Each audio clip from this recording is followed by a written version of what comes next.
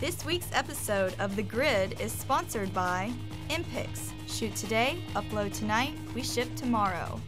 Manfrotto, imagine more. On One Software, software that gets you back to shooting. Adorama, more than a camera store. And Tiffin, helping create the world's greatest images.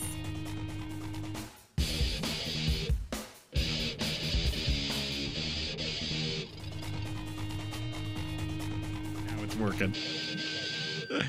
Hey, everybody, and welcome to another fabulous episode of The Grid. We are live, broadcasting from our headquarters here in Tampa, Florida, and joining me, as always, a beautiful human being.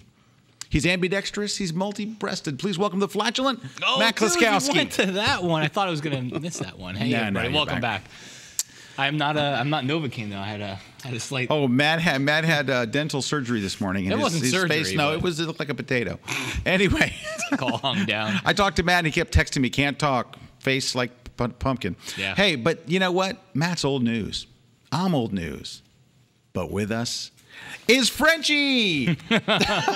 I'm waiting for something else. I know. I set you up. I set him up, actually. Hi, Frenchie. I'm middle-aged now. Hi, Scott. How are things? Bonjour, mademoiselle. Comment allez-vous? Oh, yeah, whatever. Hey, Meep. How's it going, Nance? It's going. I'm here. I made it. Life is sweet. Oh, that's good. I haven't seen you since, before I went for my trip. Yeah, I know. And in between that, I had, this massive plumbing emergency. My house flooded, and it was fun. And well, that sounds good. Over. I love a plumbing emergency. All over. You should have called Scott. You should have called me. I could have helped. All right, but no, actually, speaking of plumbing, in all seriousness, speaking of plumbing, we are very honored to have with us in studio a live guest. So all I can imagine, Matt, is that we've been trying to get Zack here since we started this show. I think maybe something I said in December. There was one thing. What was it? It was something about a Texano. A suitcase full of money. That was it. And son of a gun, here he is, Zack Arias, everybody. Woo! So I've come down to find out about this suitcase, and I want to know if it's carry-on, checked, or freight. This will have to be actually shipped by a ground carrier. Have you ever seen those dollhouses? And they have the whole setup. It's like Barbie, and she's got a little suitcase. Right. So something along. Because he never those did lines. say how big the suitcase was. No, he did not. It's full of coins. Full of coins. Yeah. Well, it is a suitcase full of pennies. We're going to do our darndest while he's here to send him catch. home with a huge suitcase of money. If he can answer these questions. First, what's the capital of Nebraska? Doggone, he's not going to go home with that sack of cash, is he? Is it Omaha? Oh, I'm sorry, it's Lincoln. Lincoln. Oh, what a shame. And okay. the people in Lincoln always say, no, you got it wrong. Anyway, we're very Sorry, glad to have Nebraska. Zack here, and we're now that we've got him in our in our hometown, we're going to beat him mercilessly until we can get him to work with us. But I think the first step is that he's here. So I think that was worth the first sack of cash. We'll have to, of course, provide many more. But hey, thank you for coming. Yeah, thanks for having me. Really, seriously. Loved getting the tour. And Hey, do we have a yummy lunch today or what? we had an awesome lunch. Now, what was the best part of lunch? How much lettuce the lady at Subway put on my sandwich? Dude, she went crazy with She that did. stuff. I was It was like, extra lettuce all the way, they're supposed to black have, olives. they're supposed to have you can only put so much lettuce and so many pickles on it. She went crazy. And on they it. usually charge for extra cheese, but not Zach. No. Because we go there every day. Right. It was beautiful. Hey, I want to tell you in a minute, of course, about what our topic is today, because we have a really good topic. But first, we want to start off by wishing a very happy birthday to Jay Maisel. Today is Jay's birthday. He's Happy birthday, 81 years old. Wow. An 81 American years treasure and a treasure to the photography community. So happy birthday, Jay. Shall we sing him happy birthday? Well, Zach said he was going to do a solo. Okay. And there we go. And we're back from And commercials. we're back from commercials. All There. right. No, happy birthday, hey, Jay. Pete will sing. No, seriously, Pete will sing. And he sings all day long. Will you sing happy birthday to Jay? I will. Now. Happy birthday to you. Happy birthday. No. not singing. He pointed at the camera. Happy birthday, dear Jay. Jay. Happy birthday to you. Hey, congratulations, Pete, Jay. man, I tell you what. Don't we have to pay royalties for that? No. You do. Yeah. Not us. Oh, man. Dude, SOPA. when we let you go as a Photoshop guy, you have a future. Dude, barbershop. I can see you as the From the first Photoshop guy. to barbershop. Yeah, There we that could go. be your first book. From Photoshop to barbershop. There's a workshop in there somewhere. You know there is. Oh, no. Why sing it when you can... I forget. The Photoshop, anyway, the barbershop, the workshop. Hey, also, I just want to mention, because I can, I've got some tour dates coming up for my Light It, Shoot It, Retouch It tour. My next stop is in Austin, Texas on the 30th. So that's a Monday, I think, but I could be wrong. So I hope you'll join me there in Austin. I haven't been to Austin in like 10 years. So I'm excited to be back in Austin. I will be next in February around the 20th, I think. I'll be in Dallas and then on to Phoenix. And just got a few more tour dates. And then, of course, I'll be doing something else. But I had to get this out of the way. We have some prizes today. Today, we're going to give away a Photoshop World full conference pass. Ooh. But if you don't win, go to photoshopworld.com and buy one at full price. No, there's actually $100 off if you buy now for the early bird. Let's see what else is going on. We have that is a prize. Frank Durhoff has done a DVD of his workshop in Boston, and he has given us a couple of copies to give away. We'll be giving those away today as well. He is an awesome freaking instructor. He's really, really great. We have those. Actually, it was on my desk. I meant to bring it in here, but I was drinking. It's on the screen. They can Oh, there we go. It was. And we're going to give a copy of Corey's book away today. So Corey wrote Photoshop Down Dirty Tricks book, a phenomenal book, and has gotten absolute rave reviews. We'll be How are giving you that away. remembering all this stuff? It's because there's a very, very, very small teleprompter over there. Oh, God, I can't even... Dude, look how tiny that thing is. Oh, I see it now.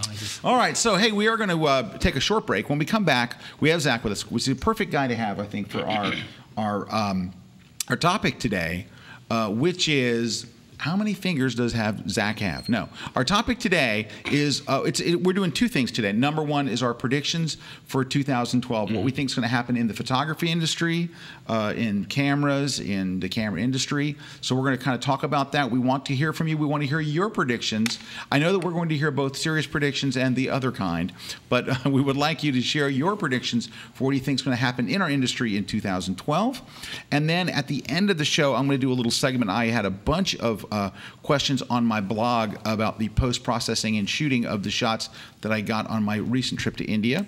If you haven't had a chance to go look at them, you can look at them while we're running this commercial, but first buy whatever it is the commercial is selling.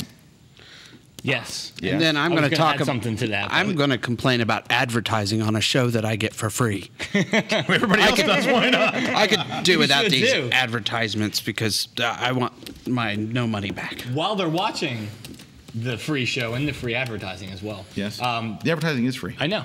Leave a if you want to ask a question or leave a comment based on our predictions for 2012. It's #TheGridLive. So if you're on Twitter, #TheGridLive, and you can just leave a comment on the live blog too. It'll come right into our feed or on the live blog. We're going to stick around. When we come back, we're going to talk to you about our predictions for 2012. So don't go away. You're live here with Zach and Matt on The Grid.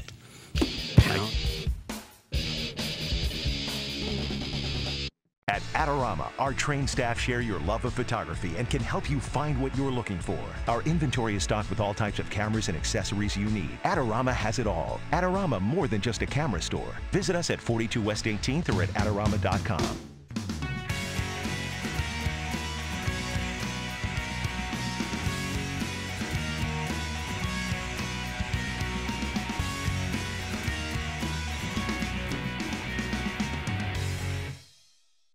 Hi, I'm Joel Grimes. I'm a commercial advertising photographer. I've been doing this for over 35 years. I'm here at Kelby Training to teach you guys how I do my composites. I start in the studio, we take a subject, put her on a white sweep, shoot with my 3-edge gritty little lighting techniques. Then we go in the field, we shoot some HDR backgrounds, and putting it all together in Photoshop and making it one amazing killer image. If you're interested in this kind of compositing, come check out my classes.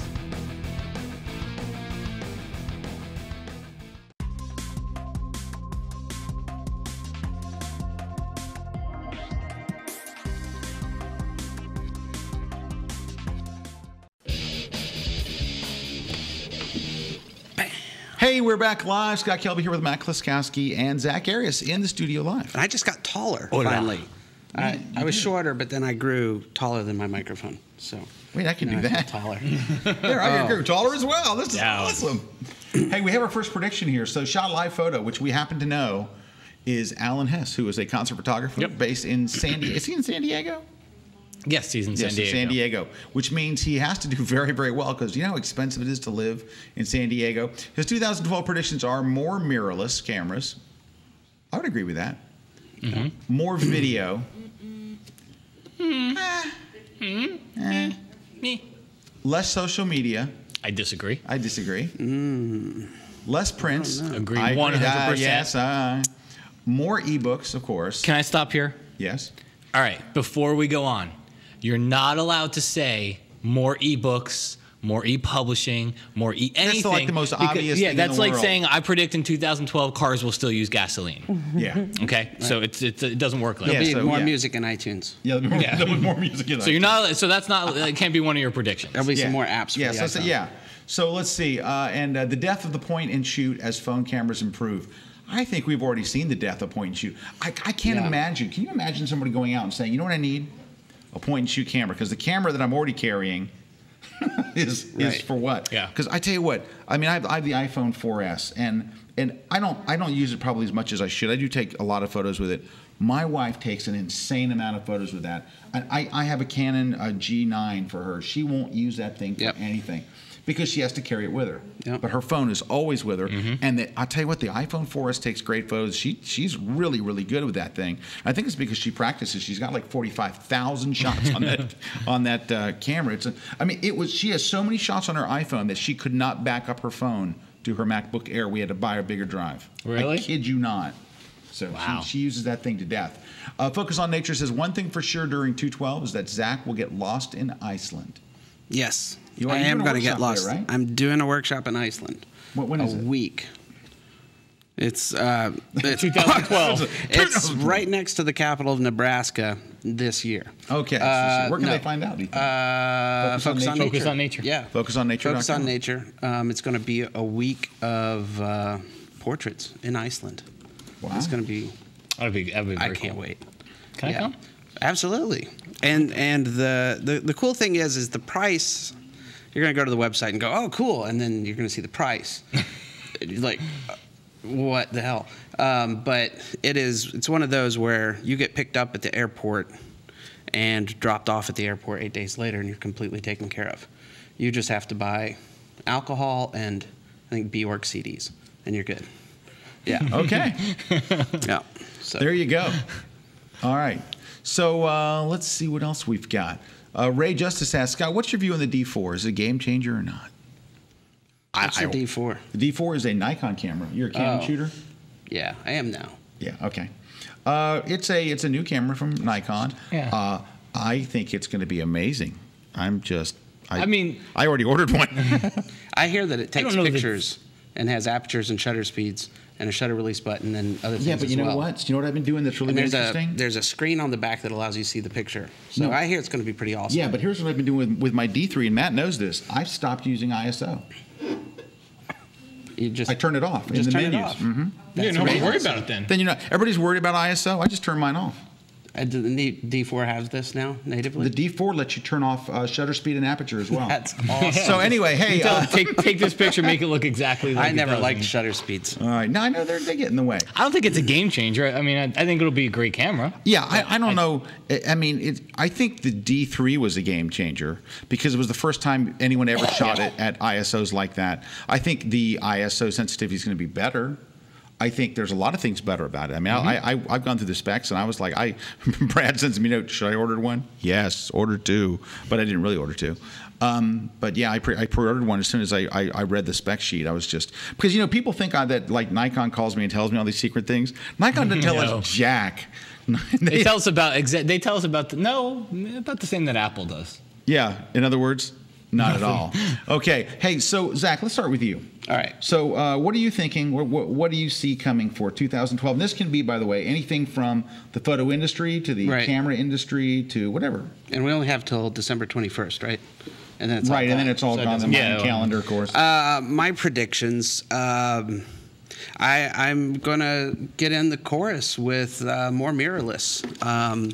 I've been a proponent for like this camera here, the X100, since it came out, and I started shooting with it, and it is still to this day my favorite digital camera I've ever owned, possibly my favorite camera I've ever owned, and that's knocking the old Nikon F3 off of that shelf. Wow. Like if I had $1 million, I would hire somebody to make an F3 digital.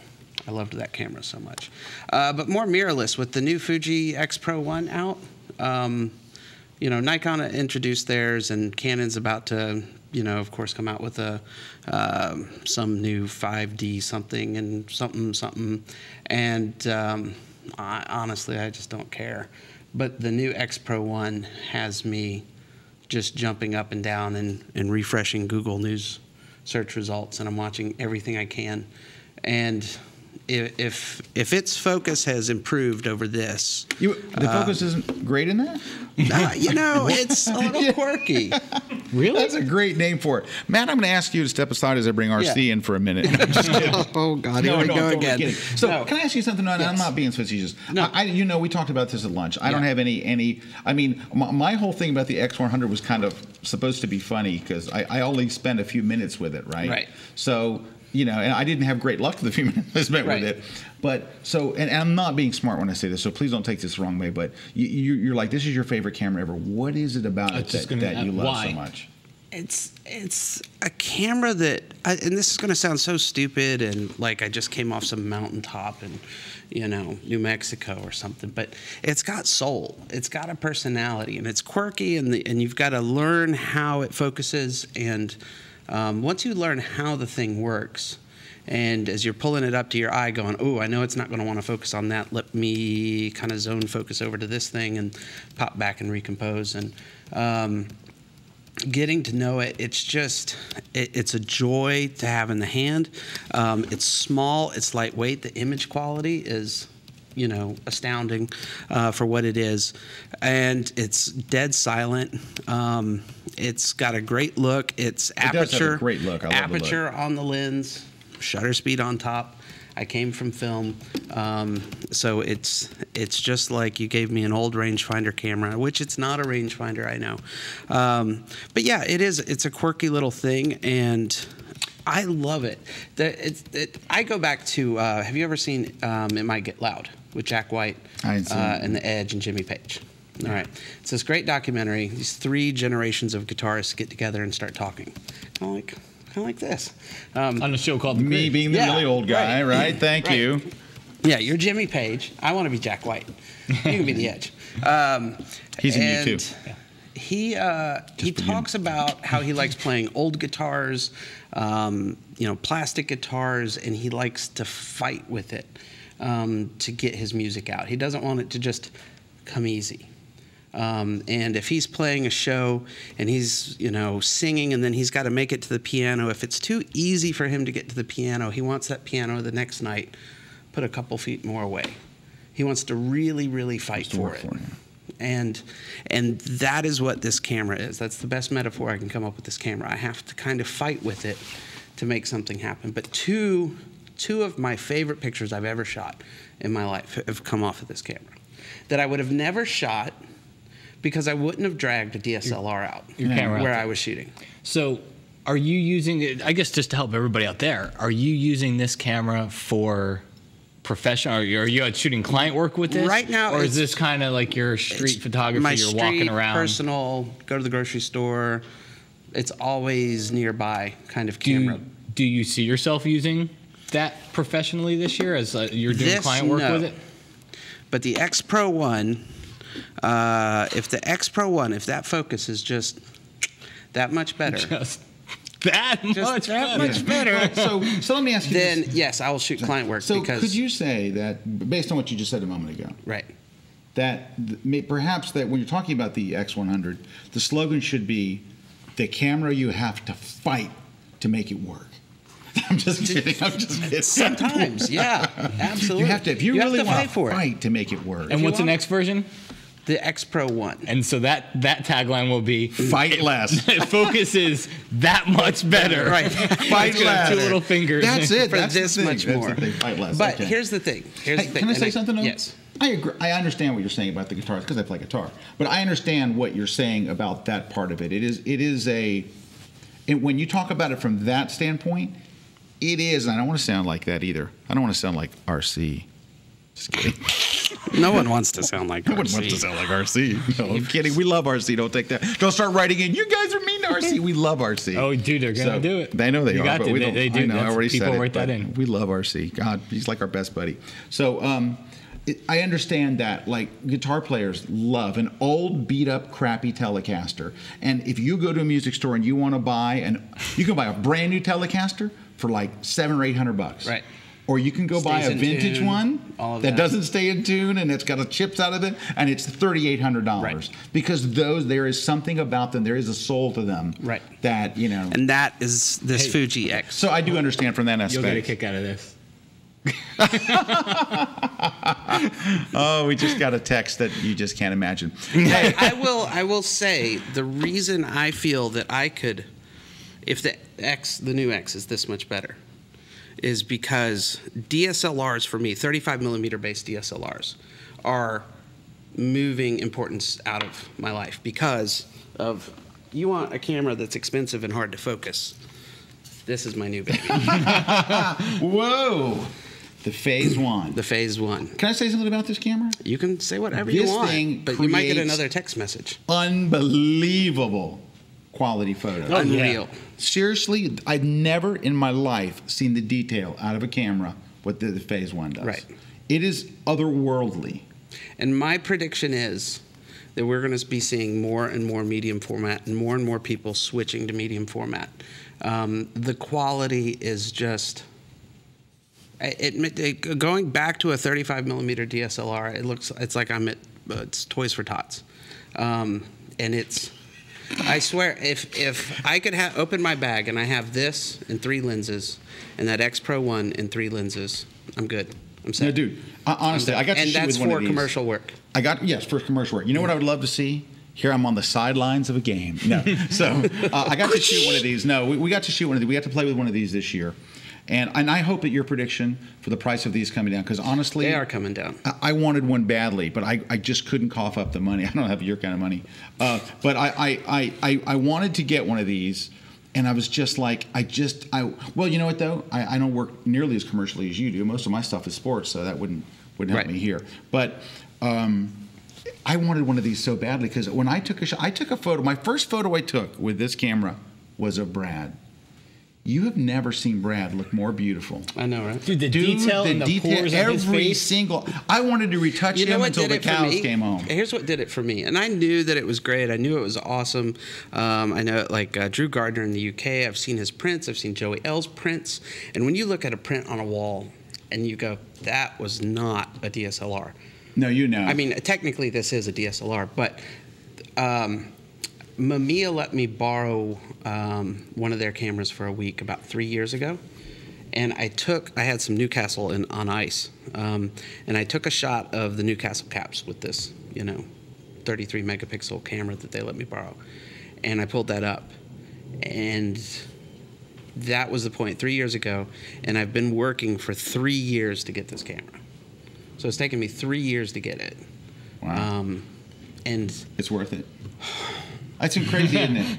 He's in love. No, dude, this is, I'm telling you what, I shot with this thing, and Brad and I were like, ooh. Now, I will say this camera was born to be tethered. Yeah, but the new IQ series has a better thing in the back. Much better. Let's pull this up. Yeah, because that was my only complaint about the old one was the LCD. Ooh, it's touchscreen? Yeah. I like the touchscreen. Oh, that's nice. I like the swiping. This was a job. I can't show these pictures. I just shot this yesterday. Let's go into this view. Well, anyways. Well, I can tell you, this is 1,000 times better. Already that's. Yeah. Oh, it's 1,000 times better. Right. That's a nice, actually. Zoom in. Yeah. Yeah.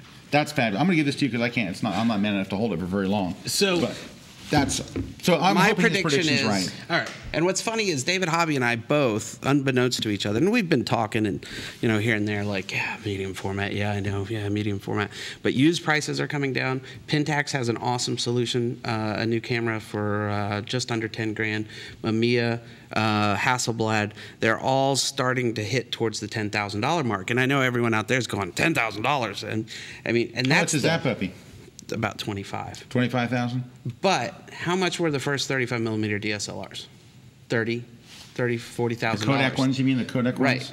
Right. I knew guys getting second mortgages on their house to buy a 3 megapixel Kodak camera that they bought used for $17,000. Oh, I can't look this up. But see, there's a little bit of a difference there.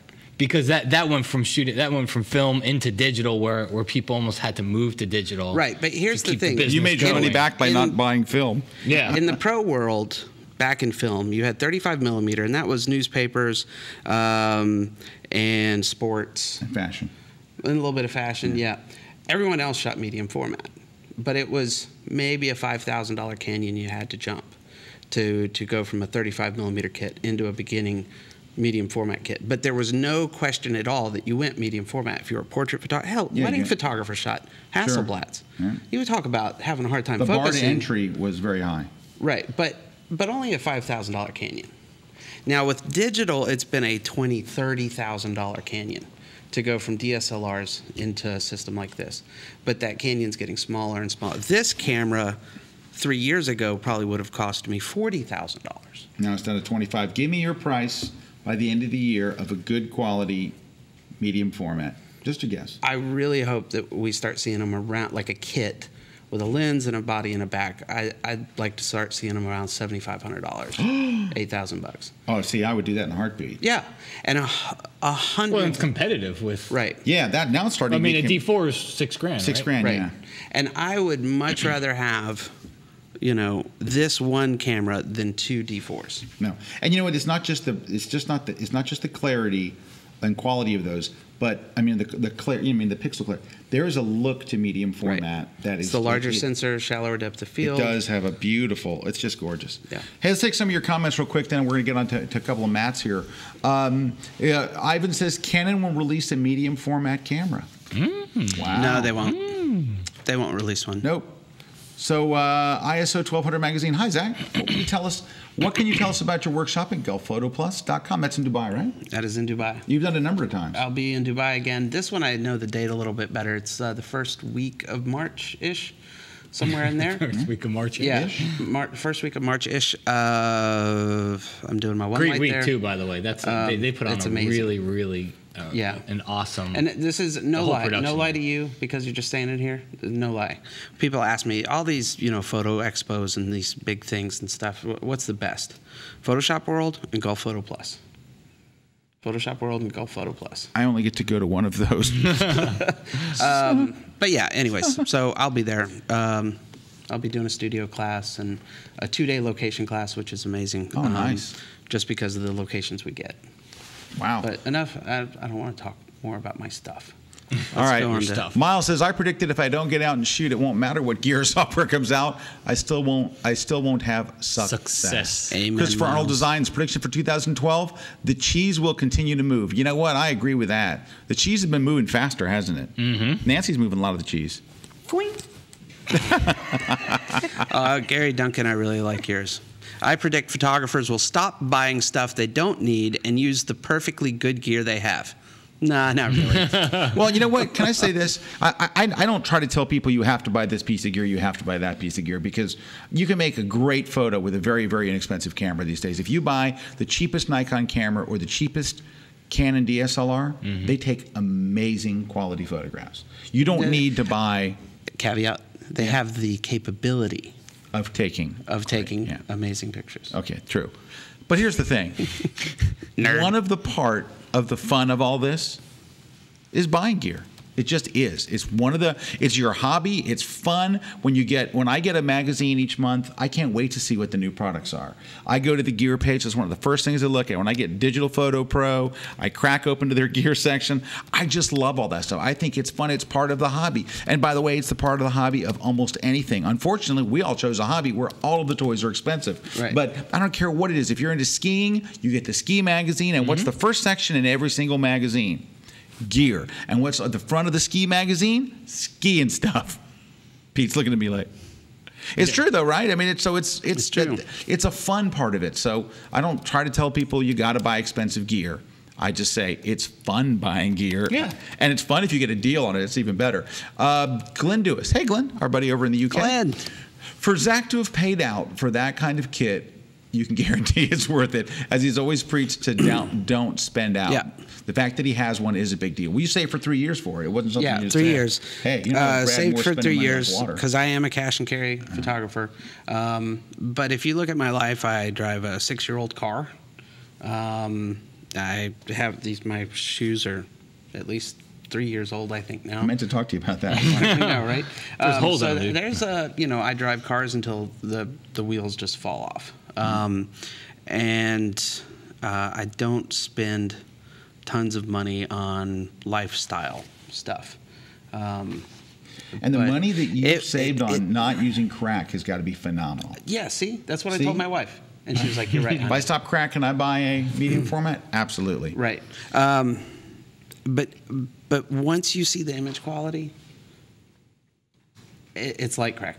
You have to have it. No, it is. I know. You have to have it. You don't know what it took me to send that back. Brad and I were like, we're having to send it back. We're like, yeah. Goodbye, phase one. Yeah. Hey, Marcy Photo says, I predict Scott's wife will take over the grid in 2012. I love having her on the show. Hey, I haven't been on the show with that. Oh, she's a ball. She's hilarious. Was weird. So I was in India last week, and what was an interesting thing about being in India is it's frowned upon to hold hands or have any show, no peck on the cheek or kiss or anything. Yeah. It's frowned upon. However, apparently peeing in public is no problem whatsoever. But for God's sakes, don't grab your wife's hand. Anyway, it's true. I mean, people were peeing everywhere. I'm walking by and streams are like, oh, I'm like, watch out, honey. And it was everywhere. People peeing everywhere. You have to grab her hand and move her away. It was crazy. But you know what I realized about this is a wife thingy, is how much I must touch my wife and hold her hand and all the time, because it was all day was like,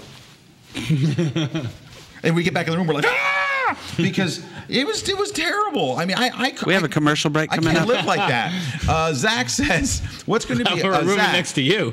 So it wasn't like it sounded worse than I meant. Yeah, it did. Nor Iron Man says, or something like that. I don't know. Norn Iron Man. Norny Ron Man. Who knows? I don't know. Zach, what's going to be your prediction for dark ale drink choice of the year? Is it Bombardier still king, in your humble opinion? Yes, Bombardier. Wells Bombardier is my drink of choice right now. It's replacing Newcastle for me. Really? Big news. Rogue? That's bigger news. That's bigger news than you switching over to Canon. All right. And you know why it's okay that this doesn't focus? Why? Because I shoot Canon, and it doesn't focus either. Okay, next one. Thomas Quinn. All right, this is I want you to think very carefully before you answer this question. Zach, Capture One or Lightroom? With the new phase, Capture. When you're shooting 40 megabyte files, like you're not shooting 1,000 pictures on a job or whatever. And it is perfectly married up to this camera. It is a closed system kind of thing. And I'm starting to like Capture One. Now, if I was, let's say, going to shoot a wedding, and I needed to work on 600 files, Lightroom. Mm-hmm. I mean, Lightroom is still my kind of just go-to every day, need to work on stuff. I've only gotten into Capture One recently because of the phase, but it's a pretty powerful program. It really is. Okay, let me ask Matt these same questions. Matt, you're shooting a wedding. What are you using? Lightroom.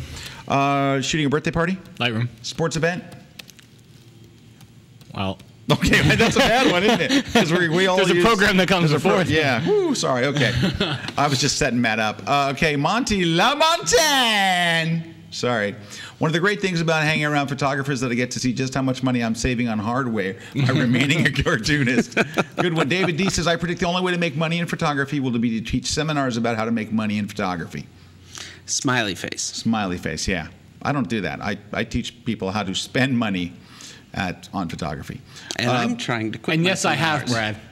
Yes, I have. Matt, have you actually used Capture One? Capture One, I will say, is not bad. It really is. And for that camera, you're right. They're married. You got to use it. And it actually, it's gotten better and better. Brad asked.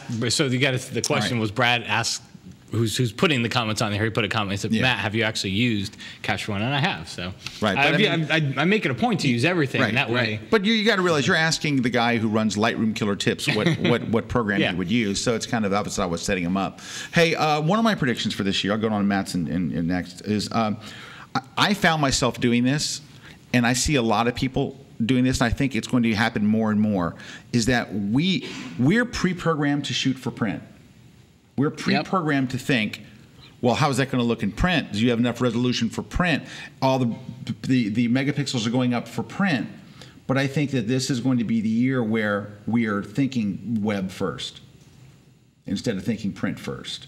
Now, that doesn't mean I want to stop making prints, because I love making prints, and I actually will make a prediction. I think the printing of photo books, partially because of it being included in Lightroom 4, which their photo books thing is actually terrific, and I hope to get to show you that in a minute if we get my computer working, we wonder. But I think those things are going to grow. Photo books are going to grow, I think, but in India I almost shot all horizontal, all wide, because I know that the images are mostly going to go on Google Plus and on Facebook and on Twitter, and places where when you shoot tall, it penalizes you. It really does. Even if you click on the photo, you're penalized, because your wide photo will be this big on screen, and your tall photo will be this big. And so you pay a pixel penalty to shoot tall, and so I'm shooting wide. But that's just my thing. Those are a couple of my predictions. Death to vertical photos. All Right. right. That's more than that, I think. Actually, that's really a better way to say it, is I think the shooting tall is going to be because if you're thinking of putting it on the web, you get penalized when you shoot tall. Yeah. When I'm shooting for my blog or something, I immediately go to horizontal images. Yeah. I always have somebody shoot me, like if I'm at a game or something, shoot something. I always want somebody to I always say, shoot, turn it sideways, turn it sideways. But, you know, honestly, most of my assignment work, much of it is vertical. And it's for print. It's because it's for a print ad. Right. Yeah. Right. So I'm going to kind of piggyback off of yours, because one of my predictions kind of goes off of that. But I think there's a bigger topic there, which is, and we've talked about this before, but I think print is dead. Okay, I think print, it might not be dead right now, but it will continue to die. And there's absolutely, I don't think there's really anything that we can do to change it. Right, because okay, go ahead. So I don't think if you're a wedding photographer, I'm not saying that this year no one's going to buy a print that they're going to put on their living room wall or anything like that. And I think to a degree that will still be there, but you already see it in consumer printers.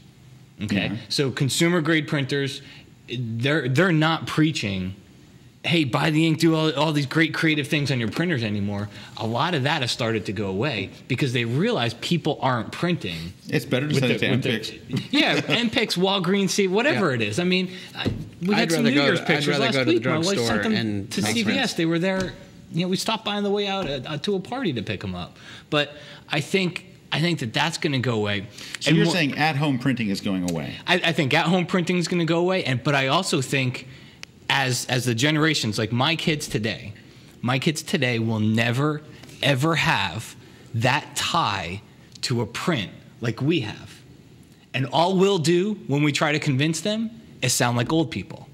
Back when I was a kid, we held it in front of us, you could feel it. And we would flip through a book, and the Polaroids would fall out of the sticky pages. I remember that. Because, you know, and all we're going to do is sound like old people to them. They're never, ever going to have a tie to a print, because the only place that they know photos is on a screen like this or an iPad or TV. Can I say something? Yes. You sound like an old man now.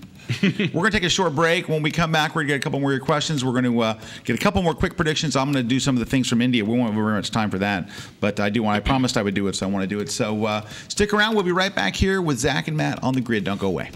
The Grid.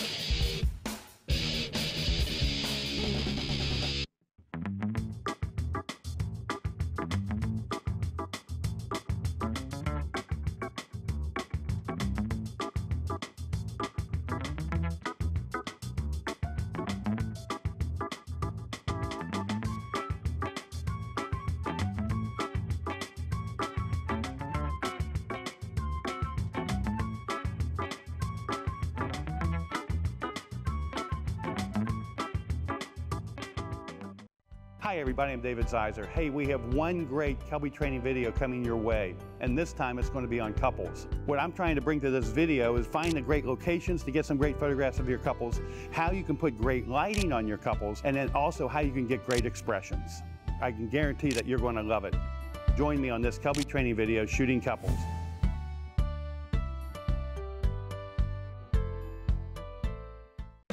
Hey Hey guys, Tom Bow here. We're at Copper Mountain in Colorado. We're working on a new class on adventure sports. We're going to look at a lot of different things in this class. Everything from high-speed sync fill flash to working in portraits in a ski area environment. We'll look at gear concerns, what kind of pack to carry, how do you work on and off a lift. There's a lot of logistics that go into shooting skiing. We'll talk about getting that classic powder shot. We're also going to do one of the most classic things for ski photography, and that's seaming together a whole sequence of moves. It's absolutely fantastic. It's going to be wild. Should be a great class.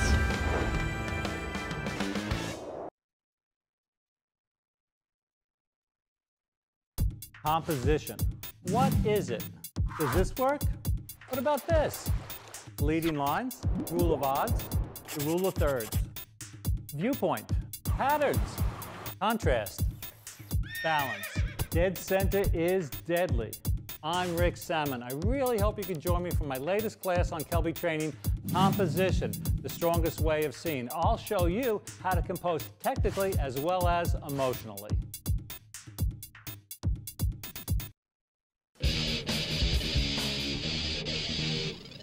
Hey, we are back. Scott here with Matt and Zach. Hey, I was glad to see in that last ad it said going to be available December 12th. It's good. Yes, it will be. I guess next December 12th? I mean, no, that's a long way I think it's away. available now. Oh, okay. It's not saying like it's going to be available in 11 months. No, okay, good. Hey, we got some more predictions. A couple of your comments here. Matt? Let's see. Blue Scarlet says, in 2012, we will finally get over megapixels.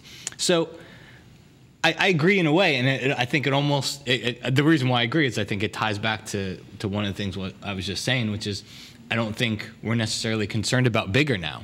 We're wherever we're displaying our photos is actually getting big smaller, right. Smaller in some ways. So yeah, that's interesting that you say that.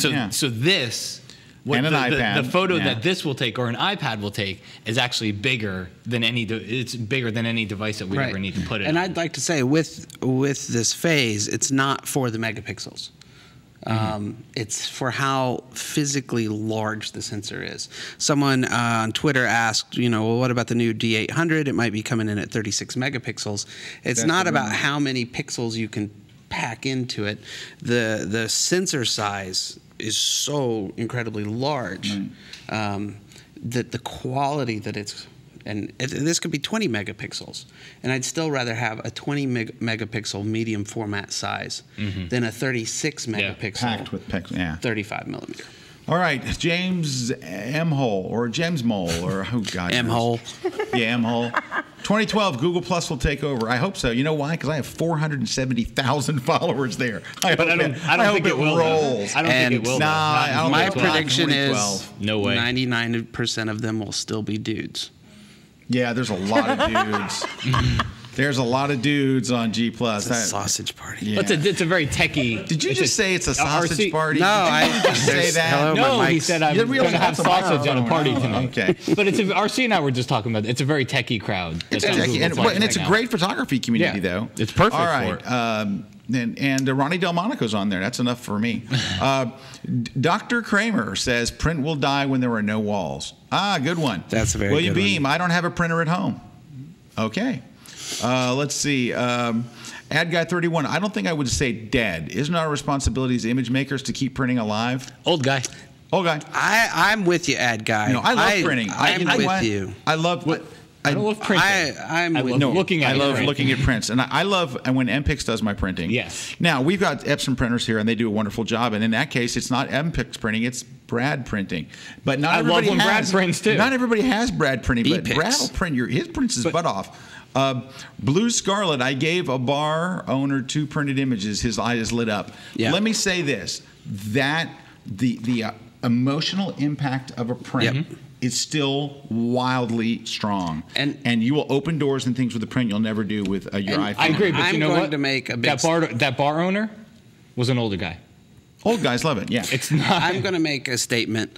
I think it's a damn crime if you're a wedding photographer and not delivering something in print, an album or something. Oh, if sure. you shoot a wedding and hand over a disc, it's a crime. You should be beat to death. Yeah, yes. There's nothing that will beat the prints. All right, this isn't a prediction, so we're not going to read it. Okay, so hey, we talked about this. A couple other ones. Post-processing on the iPad becomes real. Yes. In this year, I think that I agreed with that we were going to see people. Everybody that last year said, "Oh, you can't really do post processing. That's not what iPads are made for." Baloney. I'm already using it as a ghetto Cintiq with screen share. Yeah. Yeah, I can edit right on it. And you know what? I'm also going to predict the other one, that iPad apps are going to move to the desktop. It's already happening. Yep. You get a kick butt iPad app, and it moves to the desktop. Nancy, what say you?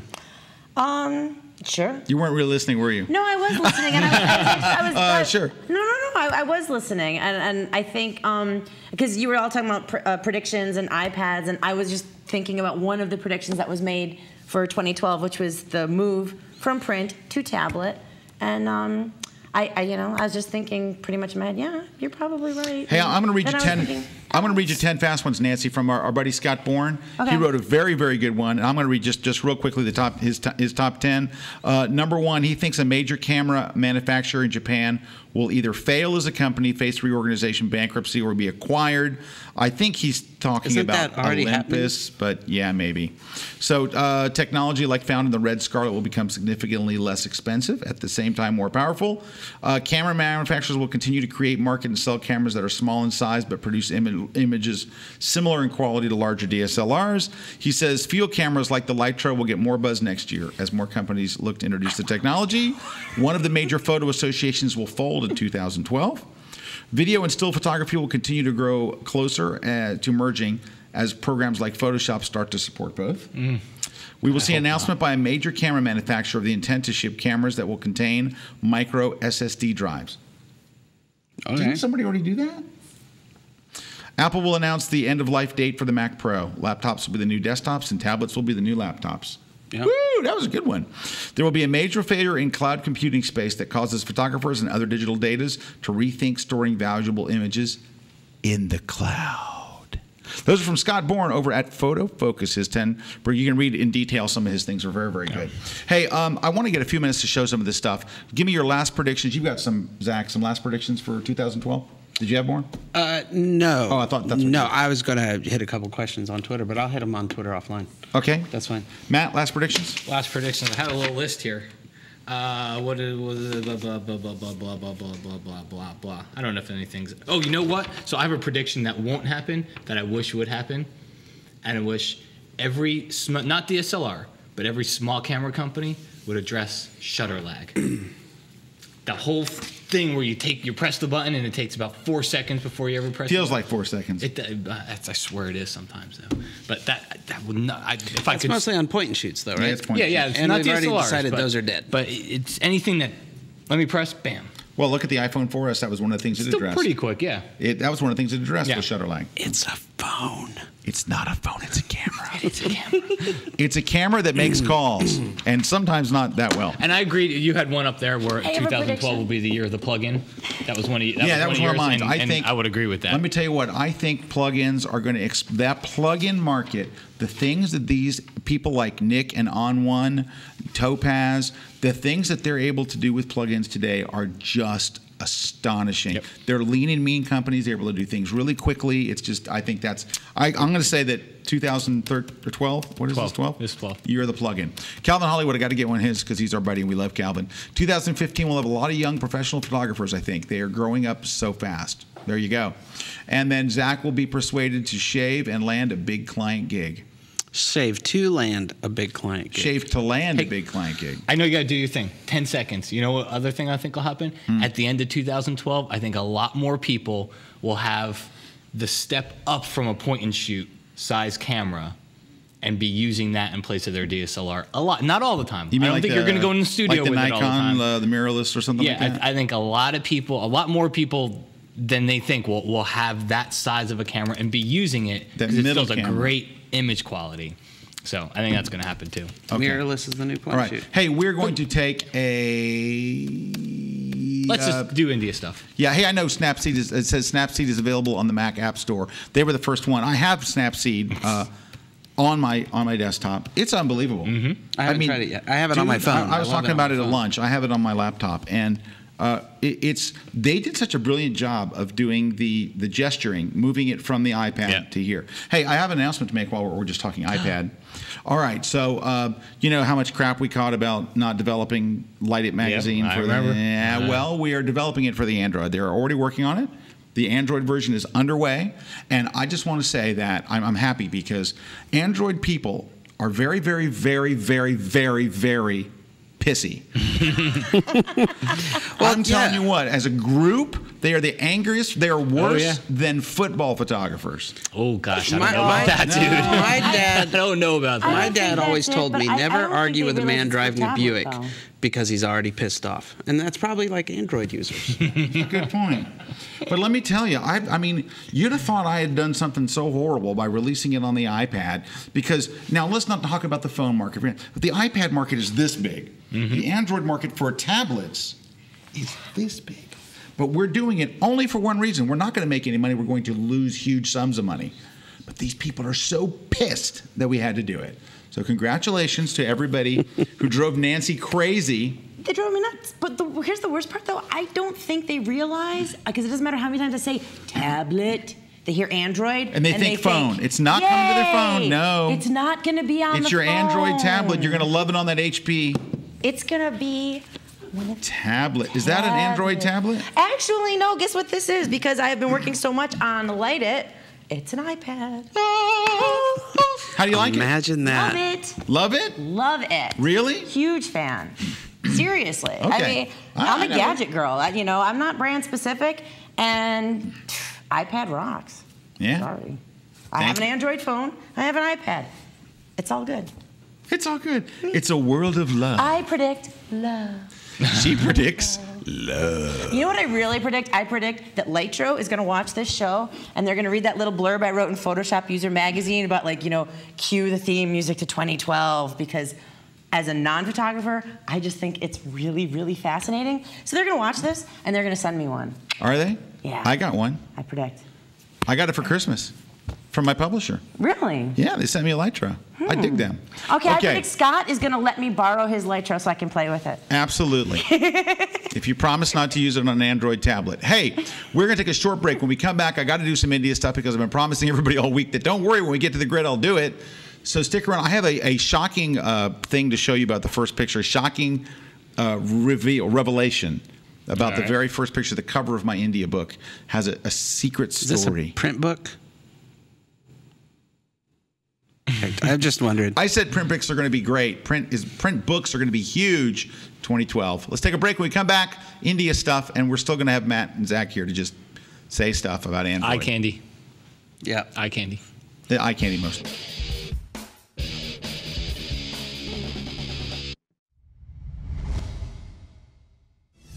Have you ever seen a close-up photograph and thought, wow, I wonder how they made that? Wait till you see what we're going to photograph in my new close-up classes. We're going to photograph dropping strawberries into water and freezing them, taking pictures of rocks, the flowers, colored pencils, all kinds of great things, and we're going to make them look big like this. And in the class, we're going to photograph all this stuff here. Look at this. Please come join me at kelbytraining.com. We're going to have a blast.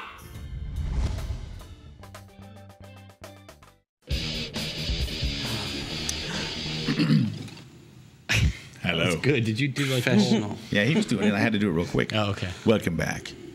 It's Sounds of the Nighttime with Matt Kliskowski. Oh, dude, I should have queued up. You didn't tell me that. I could have queued up sounds. Okay, sorry. Hey, so I want to talk a little bit about my India trip here. So I asked our web crew to kind of get my blog lined up here. But so on the cover of my book is this shot, and if you look at my computer here, so this is the cover shot. Now, I built the book first in iPhoto, because that's what I usually use to build books, that or Aperture. And then I thought, I wonder if I can build it in Lightroom 4. Mm-hmm. And I built it great. It worked wonderfully well. In fact, there were things I was able to do in Lightroom 4 that I couldn't do in iPhoto or Aperture. Maybe in Aperture, but certainly not in iPhoto. You know what? Can I tell you one thing? Because somebody asked me specifically. I was talking to a buddy. What's the one thing? The one thing is, in iPhoto, if you build a book, you say, I want my theme to be travel. I want my theme to be wedding, whatever.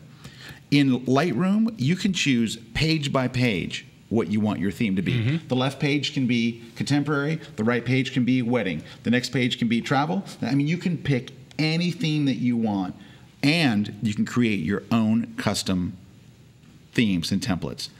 It ain't easy, I'll tell you that part. The actual creating of your own custom ones, woo! But because it's not really built in the program, it's kind of a backdoor thing that you have to, it's not for the InDesign and all kinds of. Yeah, it's good. It's all good. But anyway, the book thing, it's fantastic. Some of the things that it lets you do, it has a lot more control. Where Lightroom does a wonderful job, and Lightroom's is drag and drop just like iPhotos. But you get that next level of control that you don't get in iPhoto. So I love that. But here's my secret thing. So I go to the Taj Mahal. It's foggy as anything. The fog was so dense it was crazy. So I go 3 times because every day they keep telling me, no, tomorrow it's going to be better, and it was never better. So I'm here, and I was the 6th person in line to come to the Taj Mahal. So first, a guy sees this picture where there's nobody there, and he says, this picture has been modified in Photoshop. This is not what's in front of the Taj Mahal, this thing. And he's right. You know why? This isn't the front of the Taj Mahal. This is the side of the Taj Mahal. The front of the Taj Mahal is over there. So there is a mosque on either side of the Taj Mahal. This is the side view from the Taj Mahal. Now, but that's not the thing. Do you see this lone woman over here? Yeah. This lone woman, I thought, what are the chances? So here's what happens. I'm up here, and I'm the 6th person in. There's nobody at the Taj Mahal but me. There's like 5 or 6 people or whatever way back in the back taking that long picture. There's nobody there, and there were thousands and thousands of people there the day before. So I'm just thrilled. So I'm up here walking, and I hear these women crying from the mosque, and I'm like, ooh. So I come down these stairs, watch my thing, and I'm walking over here where you're supposed to take your shoes. Did they check your shoes in for a couple of bucks or whatever? And I noticed that it was open to get to the mosque, so I just jumped over, and I walked over to where the women were crying. When I got up here, they weren't crying. They were laughing hysterically, taking pictures of each other, which was relieved me. So one of the women walks over this way, and I go and sit down on the steps, and this woman walks by herself, and I'm like, oh my God, how perfect. The lone woman. But here's the secret. You know what the secret is? She's not Indian. She's a Japanese tourist dressed in a sari. Wow. I kid you not. That's what they were laughing about. These 2 Japanese women had dressed up in saris, and they're taking pictures. They're like, and she goes out there, and I'm like taking all these pictures. I walked right up behind her with a 14 millimeter. And she turns around because I'm like right on her. But I had this beautiful sari and all, and I had to show her like, why am I taking your pictures? So because you could see the back of the Taj Mahal and all. So that was it looks much more dramatic than it is because she was actually a Japanese tourist, which doesn't really make the photo look that good. So, but I had a lot of people ask about the post-processing. So I wanted to show you because here's the picture without I added that in Photoshop, the little bar there. But so here is some of the posts that I did to this stuff because people were like, well, how much post did you do? These are the raw images. And it's like I didn't do that much, but I did the same thing again and again and again. One thing that I did consistently was try to eliminate background clutter, which is one of the things that kills a lot of photos. So I'm going to go over to the develop module, for example. And first thing I would do is just crop in a little tighter just to kind of get rid of some of the excess stuff. All right. Then the thing that I did consistently was to go down here to the effects panel, and I would just drag just the one slider, the amount slider, with it set to highlight priority to the left, to watch the edges of the image, and I would just darken it in a little bit. I did that. A vignette. It is a vignette. It's a post-crop vignette because gotcha. It used to be where when you added a vignette and you cropped, you lost the vignette because you cropped away the edges. Right. Yeah. So this is post-cropped and in. So I would add just a little bit. Then the other thing I would do at this point is I would basically do 2 more things. I would add some clarity. Clarity enhances the texture in anything. It adds mid-tone contrast technically. So I would increase the contrast a bit. Look what it does for his face, just increasing the contrast. Right? Mm-hmm. So I would increase the contrast, and then I would increase the vibrance a little bit. The vibrance makes the colors that are dull more vibrant, but it kind of leaves colors that are already vibrant kind of there, but it has a... He shoved it up under his butt. No, I couldn't. The volume won't work, so. Okay.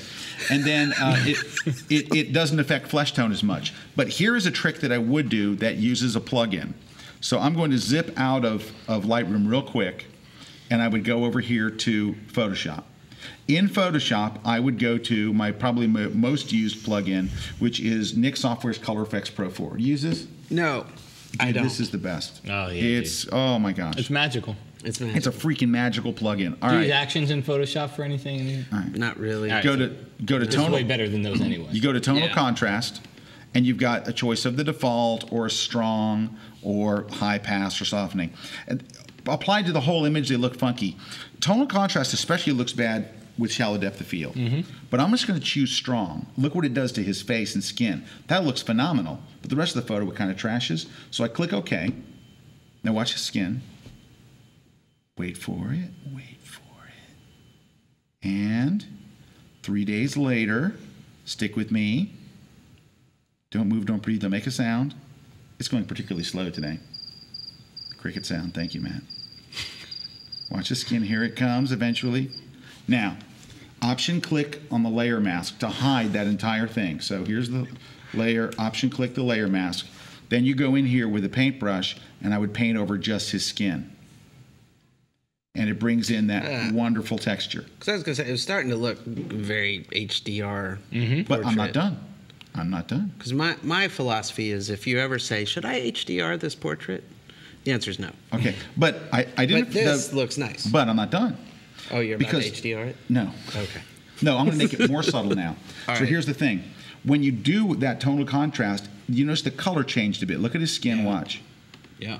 So you change the blend mode from normal to luminosity, and look at the skin. Bam. It gets the original color back, and then you use the opacity slider as kind of your volume control. If it's too much, you just go in here and dial into where it looks right. I would say maybe it's 70% about right there. But look what it did for the whole photo. And it doesn't look HDR. And then you just send it back to just merge it, close it, and go back. So that's a lot of what now I didn't do that to every photo, of course. I didn't do the HDR, I mean the tonal. Look at the before and after. So it does a nice job on the skin. But for a lot of the photos like this one, so typical thing, right? I would go in, go to effects, darken the edges a little bit, and then do the same two things. Go into clarity, increase the clarity, a little bit of vibrance, done. And dude, Lightroom 4 beta's Does it even better. freaking- The clarity that's- is dramatically better. I want to make a statement about that as well. Let me just go to another one here. Hey, this guy, can I tell you this shot? One of the things that I struggle with personally, and I know that we're running out of time, but we started 5 minutes late. I'm only 1 minute over. You'll all get a refund for all the money you spent watching this. You weren't, because you had that look. It's our director. She gets very cranky when we run over. Oh, you should have seen her last week. I can't imagine.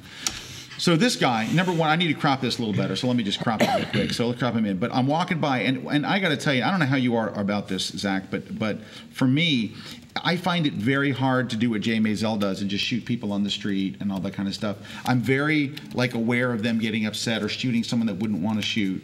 You don't care? I've gotten a lot more comfortable with it. I love shooting on the streets, and I'm getting more and more and more comfortable. And there's a guy on Instagram I follow named Rich NYC, and he shoots all iPhone street photography. And I was in New York once, and I was like, I got to meet this guy. I put a shout out to him, met up. I said, I just want to follow you for an hour. I want to see how you do what you do. And he just does street photography with an iPhone, but he'll be this close to you. How does he get away with that? He's just, especially in New York. Bam! Right. Yeah. It's really fantastic what he does. And but the more and more I shoot street, the more comfortable I am with it. And well, that's kind of the point I wanted to make. I have my little things to where if I'm taking your picture, let's say, and I pull my camera up and take your picture, and then suddenly you look at me and you start yelling at me. I just look at my camera, and I look at it, then I look past you. Oh, like you're shooting something else? Like something and I'll behind pull the him. camera right back up, and you're sitting there going, and I'll take another picture of you, but I'll just look right past you. That's clever. And I'll look at, and then people, and they walk off. So here's what happens to me. I'm not really taking pictures. I start at the beginning of the day, and I'm very, very timid to shoot people. Yep. And I shoot one, and I shoot two, and then the more I do it, by the end of the day, I'm shooting everybody. It really takes me a warm-up period, and you have to kind of force yourself through it. And so in the first hour, Absolutely. I shoot 4 people. In the second hour, I shoot 14. In the third hour, I'm shooting 43. You're running over children to get to them. I'm running it right. Yeah. So this guy, I cheat a lot. Look, it's a 300 millimeter. I'm literally across the street, right, with a 300 millimeter. Well, it's the 28 to 300. It's a very small lens. It's about the size of that one. Gotcha. So I see him over there, and he's giving me that look like, are you shooting me? So I see him, and I go, oh, God, that guy's got a great face. And I actually take 2 steps back, turn and fire. And I look at him, and he gives me this look on the screen. Can you see it? Mm-hmm. He gives me this look right here. Like, WTF. Right. And so I look at him, and this is exactly how I swear it happens like this. I look at him, and I go. It's funny. And he goes like this. He lit up. His whole face lit up, and he was like, hey! So I would do that quite a bit. I would just give people a smile and stuff. And and I had people ask me, well, did they come up and offer for you to pay them? That didn't happen, except for in one case, I'm walking down the street, a guy's walking towards me like this, and I see him, and I look at him, and he kind of looks at me, and I stop and take a shot. He stops and smiles, and woo, woo, and he's posing, and he looks very, very good. And as soon as I'm done, and I smile and I say thank you, he goes, he puts his hand out. So I went. And I gave him, I think, 20 or 50 rupees, which is, 37 cents. Put an invoice in his hand next time. Say, no charge. Yeah, I usually charge $300 for a shoot. Right. This is free. No, but I did find people were very friendly, very willing to do this. Yeah. So let me show you what I would do with him, which is when I see a photo that looks washed out like this, because he was kind of in the shade and all, I know that I want to bring up the blacks. It usually means just, if I bring up the blacks, it's going to give me back contrast. And you know what I always do? I always hold the Option key down when I'm sliding that. Yeah, so you can see where you're clipping. For print. For print. Because I'm always thinking of print. You know what? Even if I know it's going straight to the web, I'm still programming for print. All right, clarity, crank it up. Vibrance, crank it up. And then always finish off. Go to effects, add a little highlight priority, and you're there. Now, I will say this. The problem I see in this photo is that this is the brightest part of the photo, but I want you to look here. Mm-hmm. So I would fix that with the brush. I would go in with the adjustment brush. I would go to brightness and brighten his face up a little bit. That's too much. And bring that down. You just changed his ethnicity. Then hit new, and then go to brightness darken, and darken that wall. So I want that wall. I might even go to and lower the exposure a little bit. I don't want that wall to be the brightest thing. I want you to look over here first. Right. And I went a little overboard with it, but I pulled it back. See, this was changing his ethnicity. I'm down here. Very slight, and maybe even add a little extra clarity. All right, so that's basically what I did. I do want to show you one last cheat. We're gonna have to say goodbye. I need to really learn how to use brushes.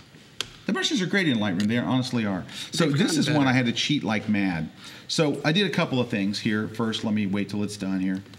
All right, we'll go to the develop module. So one of the things that I did, and I'll make the picture bigger so you can see a little better. Of course, I did the basic things. I added a lot of clarity. You can use a lot of clarity. Look what it does for the image. Look. Oh, yeah. So I added a lot of clarity because you can with things that have a lot of texture. Added a little bit of vibrance. I brought up the blacks just a little bit. And the whole thing is a little underexposed, so I brought it up. But at that point, you can't do a whole bunch. There are two things you could do.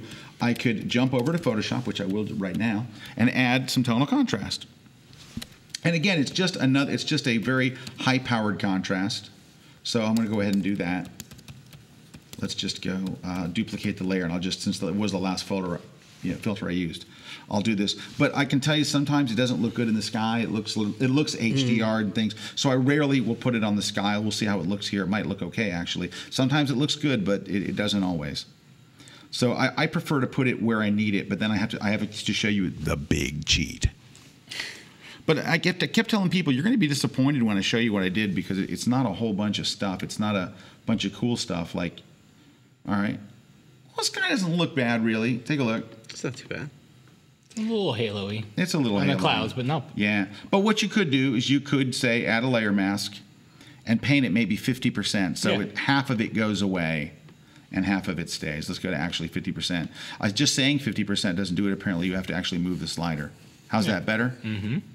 All right, so there, that kind of got rid of that. But here's what I'd had to do. So let me flatten these just for fun.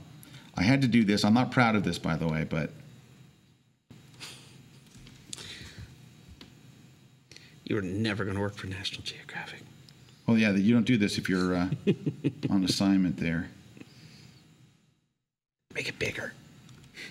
So now you can see I have some things I have to deal with. I have to go in here with the clone stamp tool and fix this. And, you can see what I have to do. I have to blend all this away and add some more clouds. And honestly, the easiest thing to do is really to do this. So when you're back here, put it up on its own layer. So you just have that. Mm-hmm. And then use the Tragic Wand tool to erase all this stuff around it. And then just hit delete. So then when you actually move it, you're only moving the post. I kind of like it with two, though. You don't see that look a lot. No. People say, what are you going to do with different? One leaning over, what are you going to do different to the Taj Mahal? Do that. Do that. Too. It's a whole different take on it, man. It is. And it's subtle. I think most people miss it. Most people would miss it. No one knows and then there's you the go back peaking here tower. and you do this. All right, we're going to give away some stuff, Nancy. Yes. We have great prizes. We're going to give away a full conference pass to Photoshop World. Yep. We're going to give away Frank Duerhoff's thing, which never appeared here, but somebody was going to get it and decided not to.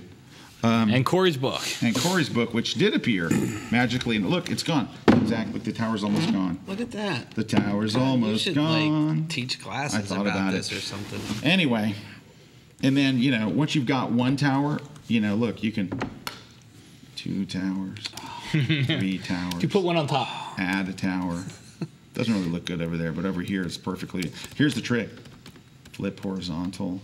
Oh, yeah, nobody will know. See, that's why it's nobody would know. All right, Nance, what's the deal? How do we give away this stuff? All right, well, we're gonna go out there. We're gonna do the Twitter giveaway. So use the hashtag #TheGridLive and link back to the show, and we will go through and we will pick winners on Friday. So that way, people that are watching the replay can get in on it too. And but we need you to go out there, talk about the show, spread the love. And spread the love, dang it's all about the love. I want my we didn't talk enough about on the show. You know what we didn't talk about, Zach? Love. And tell us an idea if you want the DVD or Corey's book or PSW pass. Yeah. And you can fit it in 140 characters. I know you can. Yeah, and also anybody who wants to spread the news that Photoshop World is coming up in Washington D.C. in late March 20-something. And we will love them. We will love you back. We would love that very, very, very much. And let's see what March else. 24th.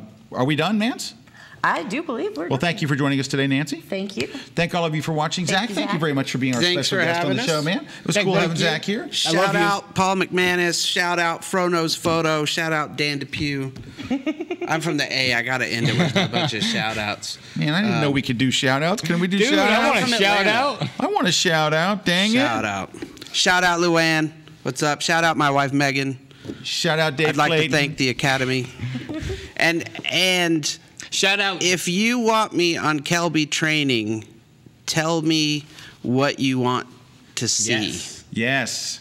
And it's got to be something different, not something I've done before. Yeah, don't say, do what you've already done. Do 1 light workshop. I'm going to do the 2 light workshop. Do 1.5 light workshop. I'm seeing a lot of votes for HDRcats. Dude, HDR. I'm all about HDR right now. HDRcats. You're on Horrible HDR Digital with Reproduction. Point and shoot. Yeah. All right. Hey, thanks everybody for watching, and we'll. Said cats. Dude, I have to bring it out anytime. Brad, thank you. Let's see. David D says the Android Lighted app will cost $505 and will include an iPad. That's good, David D. Johnny Pennick says, how about light it for the Amiga computer? Why not? And Johnny Panic says, notice Scott photographed mostly old men. Hey, is Kathy still here? At least he can outrun them if they're not happy. We got a shout out. We have 2 studio guests. We have Kathy and Jen Sung back there. Hey. Shout out to studio guests. Shout out to studio guests. And shout out to Juan. Shout out our to Zach, operator. dude. I'm shout out to Zach. Shout out to you guys. Zach. All right, everybody, take care. We'll see you next week right here Thanks for on having me, The guys. Grid. Bye. Peace. This week's episode of The Grid is sponsored by Impix. Shoot today, upload tonight, we ship tomorrow. Manfrotto. Imagine more. On One Software that gets you back to shooting. Adorama, more than a camera store. And Tiffin, helping create the world's greatest images.